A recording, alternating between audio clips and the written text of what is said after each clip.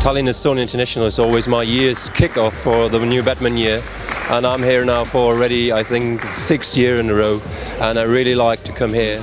And also, if you just step out of the sports hall, just go around in Tallinn city, that's a great place to visit, and that's why I'm always looking really forward to come here every start of the year. This was a really nice performance, and I enjoyed the way I got better throughout the tournament. And here in the end, when I can take the victory, it's very happy for me. I'm very happy because of last half year I haven't been, so this really means something to me. I'm happy with my performance. We expect to win again. This year I think it's stronger than last year. There is the Russians seed number 1. They are pretty good, so we will see. But I hope I can win twice this tournament.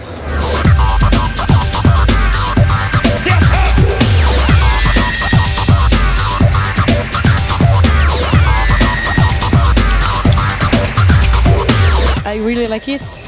I love the hall and the hotel just next to the hall, so really nice.